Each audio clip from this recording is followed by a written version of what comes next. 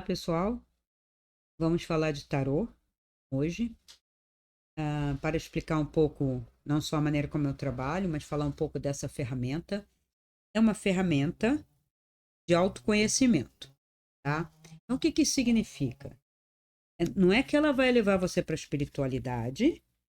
O tarô não é um caminho de espiritualidade, né? Como eu já falei em alguns outros vídeos, mas ele é uma boa ferramenta de autoconhecimento. Ora, se eu sou Deus, Deus está em mim, Deus é o todo está em mim. Então, pensando holisticamente ou de uma maneira mais ampla, quanto mais eu me conheço, quanto mais consigo conhecer o outro, que é mais acessível, que é finito, mais estou no caminho de conhecer esse todo, a divindade. Não é para adivinhar a divindade, não é para pressupor a divindade nem sobre você, não se deve tentar adivinhar. Adivinha é uma coisa que não tem a ver com sincronicidade, tem a ver com probabilidade. Eu vou chutando e o jogo de adivinhação é diferente. O tarô é uma reflexão profunda para um autoconhecimento e eu uso como ferramenta para entrar no sistema da outra pessoa. Não é o acástico propriamente dito, mas é parte dele, porque eu consigo, através da ferramenta, adentrar um pouco mais isso quando a pessoa permite, dentro do campo dela, onde dentro do campo dela o que está presente ali, o que circula ali. O passado, o presente e as projeções futuras que ela quer. Então a gente consegue ver para onde ela está indo ou para onde a pessoa está querendo ir, se bom, se mal, porque a pessoa não tem uma certeza, nós não temos certeza sobre o nosso futuro, e a gente fica especulando, e se eu fizer isso, se eu fizer aquilo. Então, isso tudo aparece no tarô. Se a pessoa está pensando muito numa coisa, aparece quase como um futuro certo, mas se tiver consequências que pode se ver, né, dentro do contexto da vida da pessoa, pode se ver, olha, não vai ser muito bom você fazer isso, embora a pessoa esteja pensando reiteradamente, mas ela tem a escolha de dizer, não, mas eu quero mesmo, tá. Eu quero casar mesmo com essa pessoa, eu quero mesmo fazer essa viagem, eu quero mesmo fazer esse negócio. Há probabilidades de dar certo ou errado, o tarô aponta, e há desejos ou projeções que têm mais possibilidade de estar em harmonia com você naquele momento, ou com quem você é, ou com o seu projeto de vida aqui, porque o tarô vai, de certa forma, espelhar isso, né, numa jogada mais ampla, claro, não numa jogada pequena. E aí a gente consegue ajudar a pessoa, né, eu uso como ferramenta para ajudar aos outros em tratamento floral, porque a floral serve para muitas coisas, eu vou falar depois da floral, né, de uma maneira muito mais ampla do que Bach trabalhava, né, o Eduardo Bach, e o tarô também. Então vamos conhecer um pouco desse tarô. Eu vou dar um curso muito mais detalhado. Isso aqui é só para a gente apresentar a ferramenta mais uma vez, falar como eu jogo, como o que é possível, né? Então, o tarô é uma ferramenta muito antiga. Já tem indícios de místicos na Índia, no Oriente Médio, bem, vamos dizer, início do que a gente chama de era cristã, né? Mas é possível que seja até antes, porque tinha alguma coisa no Egito também, semelhante, mas em forma de cartas, não, mas o contexto, o conteúdo, né? E foi trazido do Oriente pelos Cavaleiros Templários, mais ou menos por volta do século XI. Eles começaram no século X, formando a ordem. Século XI eles já estavam naquele processo de cruzadas. Século XI, século XII, porque eles foram exterminados praticamente no século XIV, 1314. Século XIV, né? Com a condenação dessa ordem templária logo no início do ano de 1314, mas ficaram anos presos, né? Então, essa ordem é uma ordem de cavalaria, uma ordem esotérica, uma ordem mística, uma ordem também, né, guerreira, né, em prol da igreja, do cristianismo. Naquele momento, eles tinham uma sede desse conhecimento todo e trouxeram para a Europa, do Oriente e do Oriente Médio, essas cartas. Isso foi colocado mais escondido, revelavam alguns arcanos importantes para autoconhecimento, né, para você fazer previsões futuras, sim, sempre é possível você trabalhar com arcanos para previsões futuras. E eles surgiram, então, no século XIV, as 22 cartas, que são os arcanos, né, os arcanos maiores. Os arcanos maiores são como arquétipos humanos, não só humanos, mas humanos e de situações, né? Ele tem o tarô, ele é tão rico que você não lê num nível só. Você tem níveis de consciência que você pode ler nas cartas do tarô através dos arcanos, seja dos arcanos maiores, seja dos arcanos menores. Mas os arcanos maiores são fantásticos e fabulosos. E é claro que você precisa conhecer um pouco de astrologia, um pouco de alquimia, um pouco de simbologia, para você ir aprofundando o conhecimento de cada arcano, que é a proposta do meu curso, que é longo, que é extenso, está sendo montado, né? Para colocar na plataforma não adianta eu botar 3, 4 pedaços, eu quero botar pelo menos toda a primeira parte, talvez a segunda, depois dar continuidade. Então, como que ele foi sistematizado como a gente conhece hoje? Por Antoine Courtegebbelin, um padre ocultista, maçom, linguista francês do século XVIII. Ele criou o baralho que nós conhecemos hoje. Então, eu vou pegar aqui o baralho principal que nós conhecemos hoje, é o básico. Esse aqui tá super novo, porque o meu tarô de Marseille já virou mingau, de tanto que eu jogo. Então, esse baralho, né? E é o tarô de Marseille, né? Esse aqui com a carta do louco, que começa, né? Aí nós temos a carta da roda da fortuna.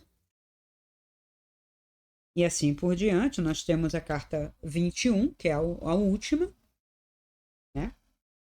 O último arcano, porque o louco tanto é o 0 como é o 22, isso tem um significado do porquê, né? Ela não é a carta 1, ela é a carta 0. E é também a carta 22, antes da gente entrar nos arcanos menores. E, nesse caso, os arcanos menores, para Gebelin, era uma continuidade de baralho de cartas, usando apenas, né, o rei, né, o número, aqui é 7, né, de paus, né? Isso aqui é o cavaleiro, né? Então, usando as cartas que nós conhecemos, não sabemos se as cartas derivaram dele ou ele derivou das cartas, né? Isso é mais difícil da gente investigar. Isso aqui seria copas, né? Ele colocou como um cálice, né? Transformando o coração em cálice, né? Mas a gente vai falar realmente dessa área emocional, de sentimento, relacionamentos, né? Então, esse é o tarô, vamos dizer, o mais antigo sistematizado assim, com 78 cartas. E nós temos outros tarôs que eu vou mostrar depois, né? Então, só para a gente entender, 22 arcanos maiores, 56 arcanos menores. Então, nós temos 78 arcanos em geral. Temos que conhecer 78 conceitos para a gente poder fazer uma boa leitura, né?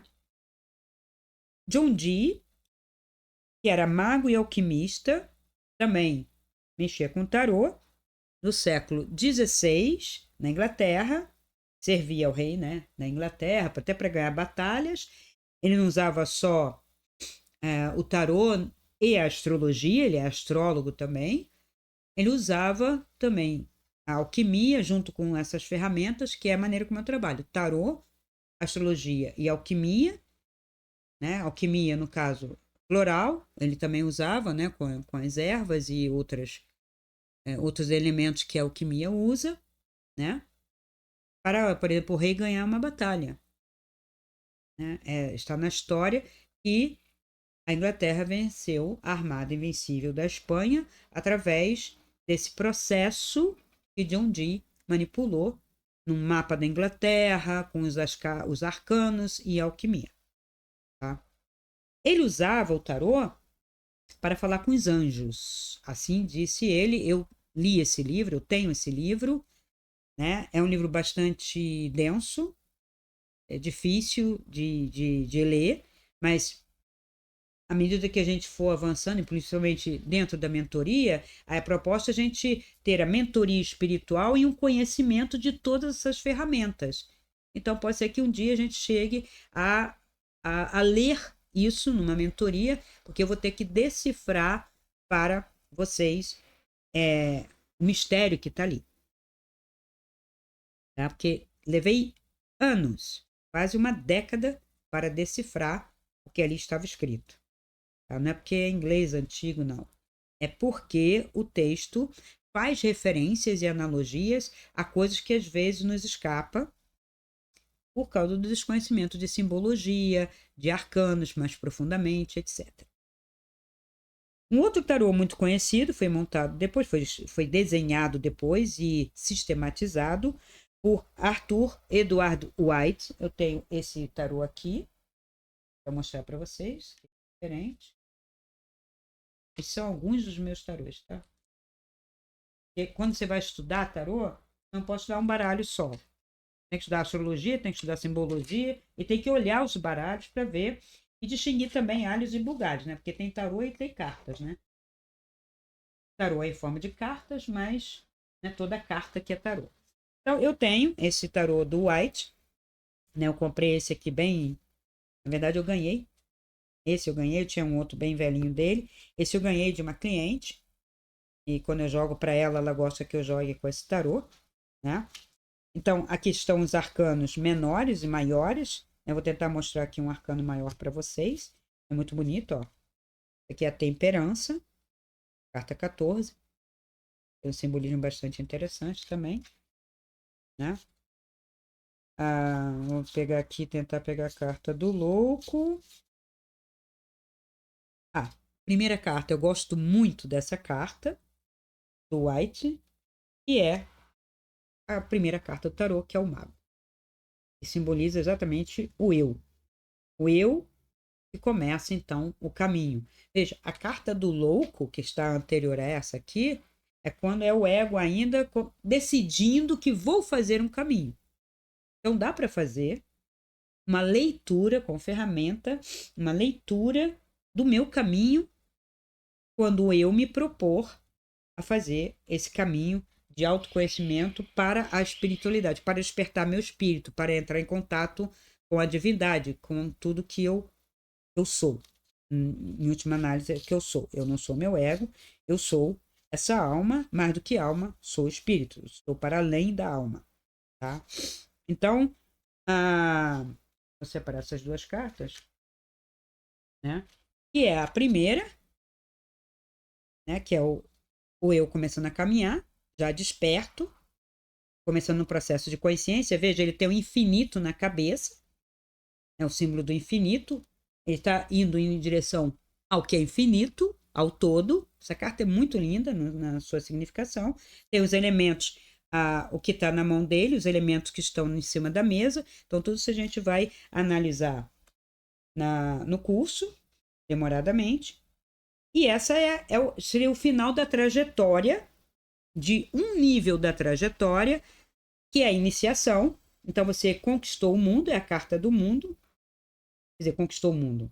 Conquistou aquele processo todo, você conseguiu fazer, então, um salto, né? Uma ascensão, e aí você vai recomeçar, porque tudo é feito de uma maneira espiral, subindo, subindo, porque não dá para você fazer um salto quântico, sair daqui de baixo, tô lá no Deus, tô lá no todo.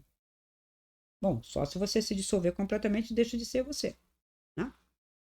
Então, até energeticamente falando, é impossível. Então, essa carta aqui, veja, ali começa com uma coisa na mão, só que já tem dois, né? Tem um equilíbrio. Aqui tem 4 símbolos, né? Você tem que entender esse quaternário, a vitória sobre esse quaternário, né? Que é o homem, a águia, o touro e o leão. Então, tudo isso tem uma simbologia e nos ajuda não só a ler, né, a vida aqui agora, esse momento, como ajuda-nos a fazer o processo. Então, a gente vai ver para que serve tudo isso, né? Vamos explicar para vocês. Então, aqui está o do White. E, enfim, tarô é rota. A gente pode ver até que a Torá tem as mesmas letras, esse tetragrama, vamos dizer assim, né? 4 letras, tarô, rota, Torá, e tem o quê? Tem uma história, tem um caminho aí, né? A Torá nada mais é do que o que está dentro da nossa Bíblia também, só que tem outras montagens, teria que dar uma enxugada para a gente ver como nós podemos avançar nisso. Veja, o fato de a gente estar no século XXI, falando de física quântica, dimensões, frequências, tudo é energia, colapsamos energia, não elimina nada do que já foi proposto antes, ainda que a linguagem seja diferente. Veja, é só uma questão de linguagem. Então, quando eu leio as cartas, quando eu coloco as cartas, eu colapso a onda da pessoa numa forma que eu estabeleci a priori como, né, pedaços da leitura dela, então eu consigo ler. Há uma sincronicidade, que hoje não se fala em sincronicidade, mas se fala em emaranhamento quântico. Eu percebo que está aqui, eu posso enviar daqui para lá, que está na base da magia, né? Eu penso uma coisa aqui, alcanço a pessoa, seja positivo ou negativo. Então, assim, não vamos separar o século XXI de tudo que nos trouxe até aqui, porque aí é doença. Aí continua a doença da separação. Se nós estamos mudando uma linguagem por compreender um pouco mais, ampliando a nossa consciência de tudo isso, a gente não tem que excluir, mas incluir. Então, eu incluo o tarô, a astrologia e outras ferramentas numa visão ampliada. Como eu falo para vocês, são níveis de consciência. Se um tarólogo no século XVIII ou XIX lia de uma forma, ele estava assim, acessando o acástico daquela pessoa, que na verdade é aquele campo quântico dela, o sistema dela, campo morfogenético, que não é só morfogenético, né? Então é quântico, é claro que é quântico, porque é energético, nesse sentido, tá? Não podemos colocar outros adjetivos para o quântico. Quântico já é um adjetivo. Né?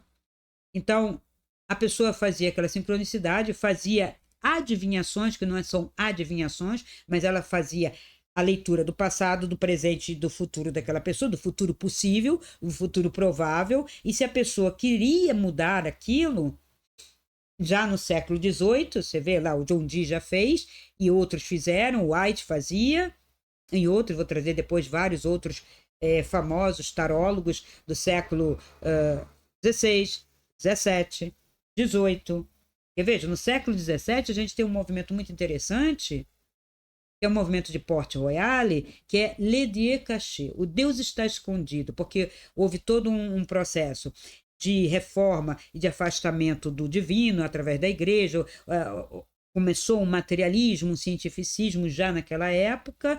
Então, onde está Deus? Onde está Deus? Onde está Deus? Estou descobrindo a matéria, estou descobrindo o homem tem poder, e onde está Deus? Então, Le Dieu caché é um momento muito importante, e assim, ao mesmo tempo que a sociedade ela achava que estava alijada do divino, e que o divino não existia, porque também não ligava, ela não fazia contato. Por outro lado, surgiu um movimento chamado movimento de Port Royal.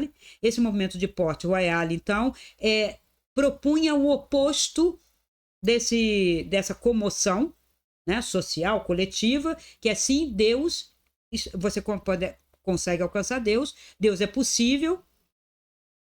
E Pascal, um filósofo, Blaise Pascal, que era matemático, faz uma aposta. E a aposta de Pascal é fundamental vocês lerem para entender o que foi que ele fez. Ele, todo matemático, todo envolvido nessa sociedade, nesse mundo de viver só pela materialidade. Ele, inclusive, ele jogava jogos de azar, jogos de dado, ele ficava jogando, ele era matemático e tentava ver as probabilidades, matemática e tal. E ele faz uma aposta com esse divino.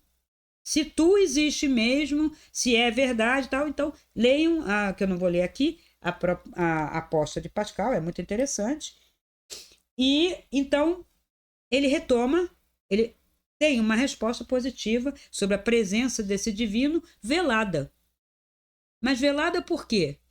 Porque o divino se vela ou nós velamos o divino, né? Então isso tudo a gente pode pensar. E assim, então o tarô, rota, Torá, autoconhecimento, podemos fazer leituras diversas, abrangendo as três partes que identificamos aqui na nossa linearidade, terceira dimensão do tempo, passado, presente e futuro. Na verdade, numa visão mais ampliada, está muito junto, mas não é que não exista. A percepção nossa é assim, é de movimento, é de ir para um lugar para outro, por isso que é rota. Eu estou indo daqui, desse ponto, para ali. Veja, eu vim crescendo em consciência e conhecimento. Então, não posso eliminar o conceito aqui do meu passado, da minha trajetória, e dizer, como ideologicamente colocam, você já era assim. Não, só lembrou, só temos que lembrar, tudo está aí, tudo está no casco. Mas veja, isso são só ideias, gente, que na prática tem que ter a trajetória, tem que ter o movimento. Porque se eu pensar de uma maneira estática com relação a isso, porque esses pensamentos são estáticos. Eles não te dão um movimento. Porque, veja, quando eu digo tudo está aí, você nasce, pronto, é só relembrar. No ato que eu falo isso, um é estático. Quando eu falo relembrar, já vou ter ação. Então, na ação tem um movimento. Então, vai ter um antes, eu não lembrava, e um depois, eu lembrei. Então, e talvez seja por isso, falo talvez, quase com certeza, mas jogo a dúvida, seja por isso que estamos tendo essa experiência física para perceber como é na terceira dimensão esse movimento, esse processo. E isso tem uma riqueza, um significado fantástico para essa existência. Eu não sei para que nasci. Um dos motivos é esse. Você se autoconhecer, fazer essa trajetória e perceber que quando você olha para o passado, nossa, eu era daquele jeito, né? A gente fala assim, né? Para trás, né? Indo para lá para frente. Isso porque a gente escreve daqui para cá, tem esse movimento. Talvez o japonês não faça esse movimento, não sei, porque ele é muito linguístico. Então eu falo passado, presente e futuro. Tá, a nossa letra indica isso. Se você tem uma letra virada para o lado esquerdo, você está voltado para o passado, aqui presente, aqui mais para o futuro. Né? Isso determina a depressão, o meu estado de equilíbrio, o meu estado de ansiedade. Né? Então, as relações estão aí presentes. Tá? Então, quando eu faço o jogo principal que eu gosto de fazer, eu acho que dá uma boa leitura, uma boa profundidade, é a mandala astrológica. Então, eu já estou conjugando tarô e astrologia, faço essa leitura e posso fazer do seu eu, né, da trajetória do primeiro, a primeira carta, primeira casa, o ego. Faço uma fatia no momento. Então, começa. Como você está hoje? Eu, pum, boto ali. Daí eu venho com as casas, né? É bom fazer a cruz primeiro, você, o outro, o todo, social, geral, ou seu propósito maior, e o início da sua vida, família, né? O seu âmbito familiar. Então, depois a gente vai colocando as outras casas, de acordo com os signos, de acordo com as casas astrológicas, e faz uma leitura. Só que eu faço a leitura com os arcanos maiores, depois 2 leituras de arcanos menores.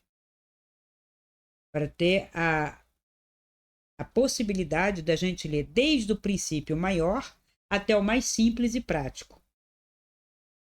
E também não é só isso. Eu tenho o que aparece, o que está escondido e o que pode ser. Então, tem leituras possíveis. Mas isso você tem que ter interiorizado para você, na hora de jogar, você tá fazendo isso. Só que eu, nesse momento, não estou ensinando vocês a jogar, estou falando como é que eu jogo, é uma das propostas. E posso, aí daqui sai um aconselhamento, tem perguntas e respostas, aí não é feita dessa maneira. E eu posso fazer uma leitura inversa. Como assim inversa? Aí eu parto da sua alma, que a casa 12, na astrologia, vem trazendo sua ancestralidade, a sua alma. E aí dali eu venho trazendo você para fazer uma leitura até o seu eu agora. Então pode estar o seu eu em conflito com a sua alma, pode estar afim, podem estar brigando, podem estar harmônicos, e aí a gente conversando com a pessoa, quando eu converso com o meu cliente, o que, que ele quer? Ele quer fazer o propósito da alma? Ele quer, insiste em alguma coisa egóica? Nós temos que harmonizar, nós temos que ativar, né? Curar, às vezes, pode fazer a proposta, está tendo muitos problemas porque estão aparecendo. Então, dá para identificar algumas coisas nessas leituras. E eu quero fazer uma diferença em relação a cartas, tá? Por quê? Tem joguinhos de cartas que não vão dar esse tipo de leitura, tá? Porque também, na França do século XVIII, algumas mulheres também vendo esse jogo de tarô que circulava pela corte, não só pela corte da França, pela corte inglesa e tal, a corte da Europa, né? E houve uma sistematização, que é o tarô Lenormand. O tarô Lenormand, então, ele tem uma relação apenas com os arcanos menores. Veja que não tem nenhum arcano maior, que é o mais conhecido, o pessoal chama baralho de cigano, baralho Lenormand, baralho da Madame de Pompadour, né, que elas jogavam, né? Então, essas cartas, elas estão mais ou menos relacionadas aos naipes, mas não tem a ver nem com os arcanos menores do tarô, tá? Porque, por exemplo, essa carta aqui seria um 10 de ouros. O 10 de ouros dentro do arcano, né, da leitura de arcanos, ele tem um simbolismo. Como, por exemplo, está relacionado a uma materialidade, como é o último número, 10. O 10 é uma vitória, você alcançou o máximo, você tem uma celebração de realização material. Se está na parte futura, indica algo que você vai conseguir, se você está lutando por uma materialidade, há uma possibilidade de sucesso. Então, dentro dos arcanos maiores, você vai ter essas leituras e até outras, porque tem também outros significados em relação a essa materialidade, inclusive relacionado à saúde, tá? Porque é material. E aqui o 10 está com esse número não tem um significado muito grande, que é 26. E, na verdade, essa carta ele tem um livro aberto. Ora, o que é um livro aberto? Né? Um livro aberto é estudo, né? Algo que você tem que estudar, algo que vem para essa área de estudo, uma influência, algo que você vai vir a saber. Então começam outros tipos que eu chamo não de estudo profundo simbólico para um autoconhecimento, mas um pouco associativo, aleatório, de acordo com a capacidade de cada um de fazer associações, para chegar num processo divinatório, né? Então eu jogo essa carta, algo que você tem que saber, que vai saber.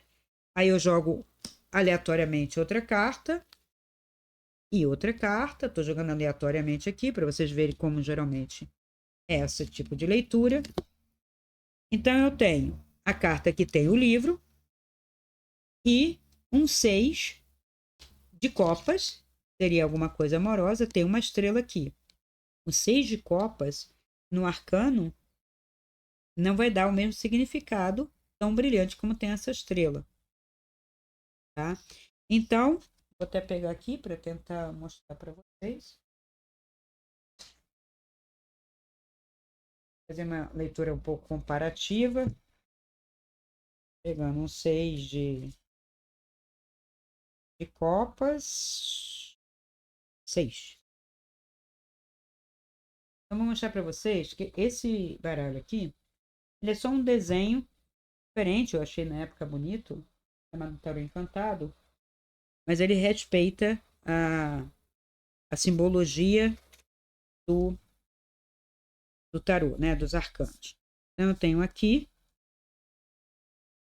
Então, o 6 de copas.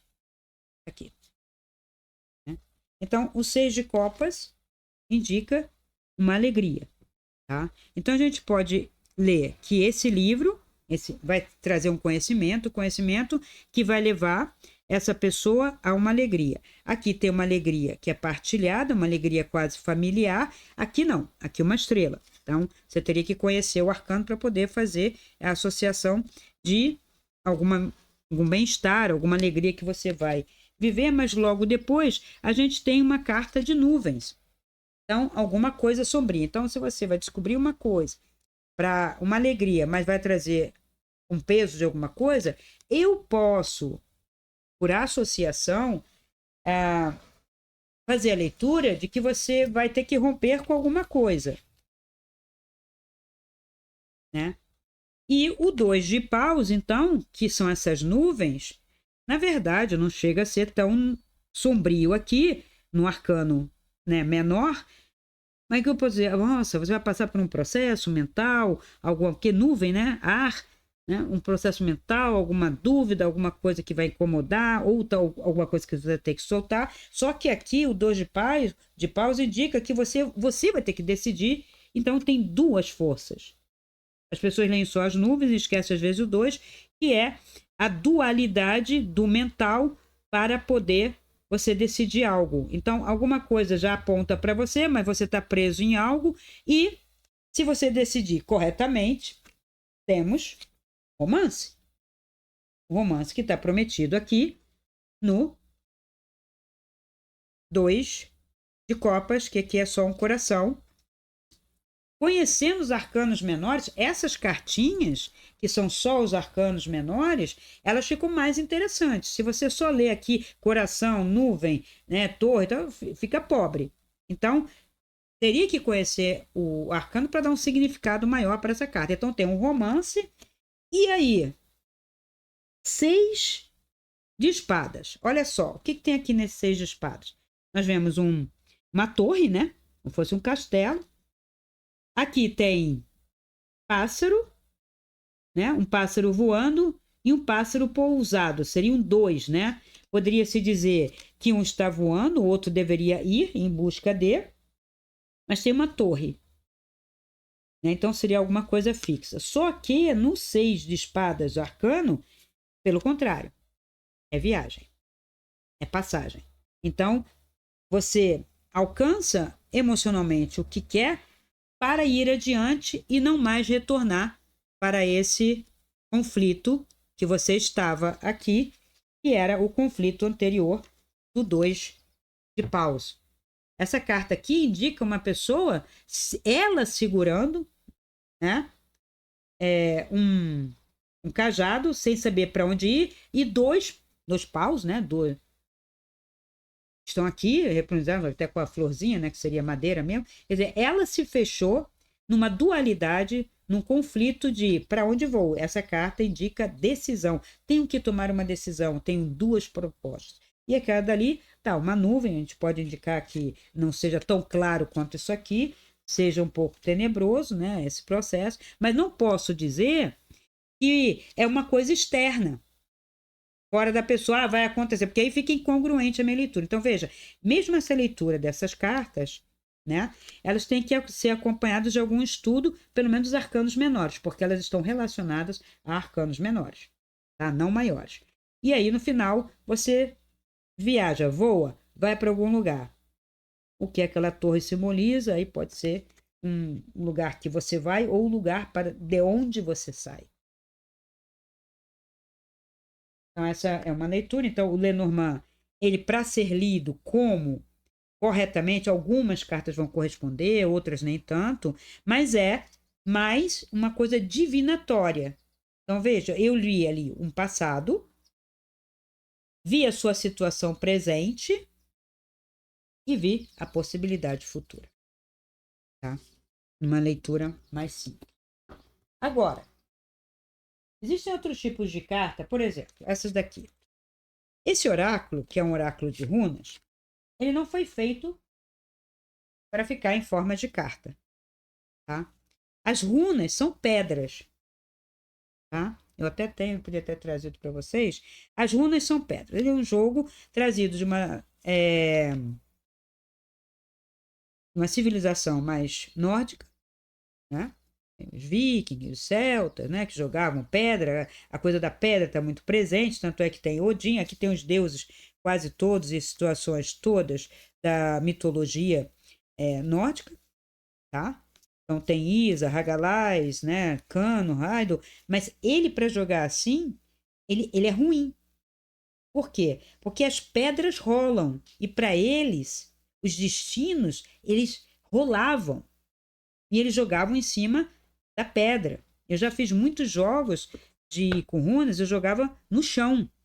Eu descia para a gente jogar no chão, pegar aquela energia telúrica e você tem 3 níveis para jogar. E aqui você perde, a não ser que você desenhe e coloque as cartas nesses 3 níveis.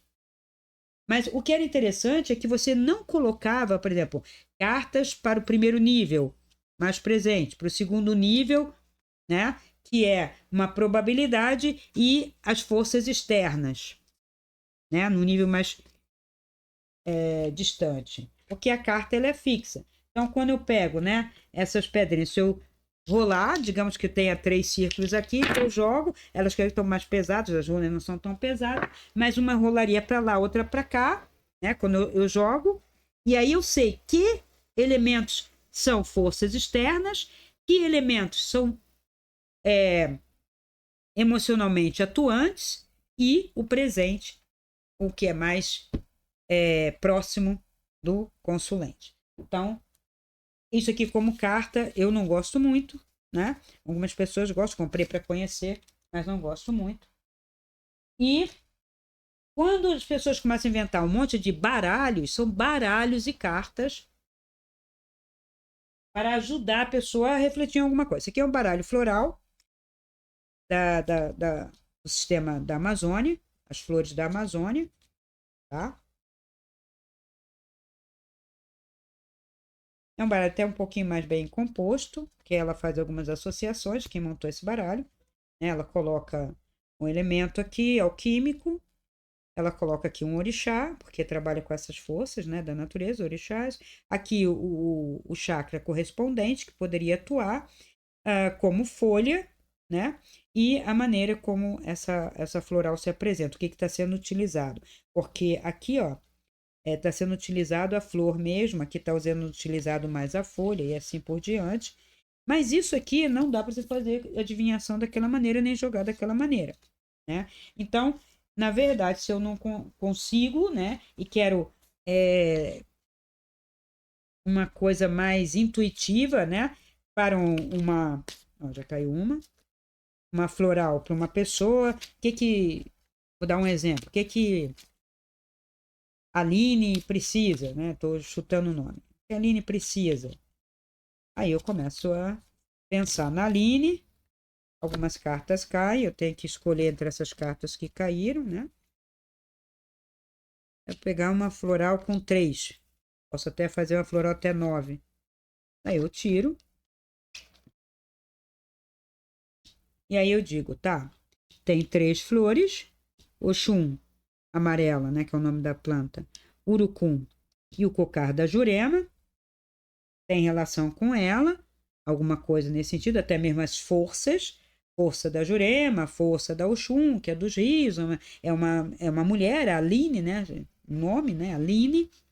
E aí eu vejo os elementos que ela precisa, posso olhar no mapa dela se ela realmente precisa de fogo e de terra, se ela tem carência de fogo e de terra, ou se tem que curar fogo e terra. Então até ajuda um pouco, mas isso se eu estou em dúvida, ajuda nesse sentido. Mas isso aqui não dá autoconhecimento nesse sentido que eu falo para vocês como tarô. Então isso aqui são baralho de cartas que ajudam, como eu falei para vocês, num processo intuitivo de vocês fortalecer a sua intuição, de tentar entrar em contato com esse campo que tem resposta, seja teu, seja da cliente, seja da pessoa que você está jogando, né? Ou até seu mesmo, para você poder entender.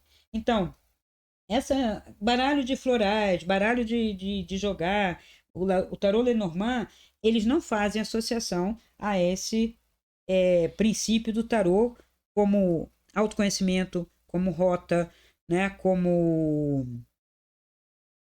simbologia, como um caminho, uma rota possível para você fazer uma ascensão aqui, para depois você fazer seu caminho de espiritualidade. Então,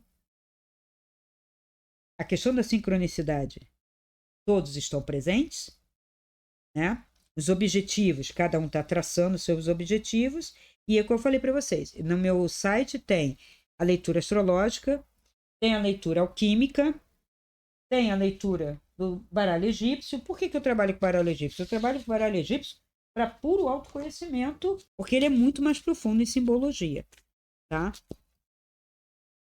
Então, essa é um arcano maior. Veja, a carta já é cheia de símbolos, né? Tem deus egípcio, tem letra hebraica, tem signo, planeta. Então, tem mais coisa para se ler aqui. Então, é preciso estudar todos os arcanos antes de você começar a jogar com o tarô egípcio. Fora a representação da figura, veja, nós temos aqui o crepúsculo com 2 figuras, tá? Uma sombria e outra clara, a própria pirâmide, uma no claro, outra no escuro, e aqui tem um escorpião, tá? Mas ele está abaixo num triângulo invertido. Isso tudo tem significado, tá? Então, esses significados, eles não são aleatórios, eles foram colocados ali de acordo com todo o estudo, né, de simbologia, de arcanos astrológicos, que tem a ver conosco, são metáforas de nossa alma. Por que tudo assim em forma de simbologia? Por que não fala logo como uma psicografia, né? Porque não é. Porque não serve, porque não é assim. A linguagem da alma, inclusive a linguagem do próprio subconsciente, vocês podem ver pelos sonhos de vocês, quando os sonhos são simbólicos, eu vi uma escada, eu desci a escada, ou eu subi a escada, eu peguei um ônibus, ou não peguei, ou perdi um ônibus, ou tinha um portão que se fechava, havia um castelo, quando eu adentrei o castelo, estava desmoronando dentro, ou não. Então, toda essa simbologia de sonhos tem a ver com esses arquétipos, tem a ver com as metáforas da alma, que é como a gente consegue ler esse caminho. Ele não é, porque não é de linguagem. Quando eu falei para vocês, já em outros vídeos, acho que foi o último vídeo sobre espiritualidade, que a linguagem é um momento daqui, somos nós que falamos, nós que usamos essa linguagem, o Logos se fez carne e habitou entre nós mesmos somos o Logos aqui falando, né? Então, por isso que a gente tem que ampliar a linguagem. Quando a gente reduz a linguagem, a gente já faz aquela redução egóica do quadradinho. Agora, quando a gente amplia a linguagem, coloca as sinonímias, né? Aprofunda isso e consegue entender metáforas, né?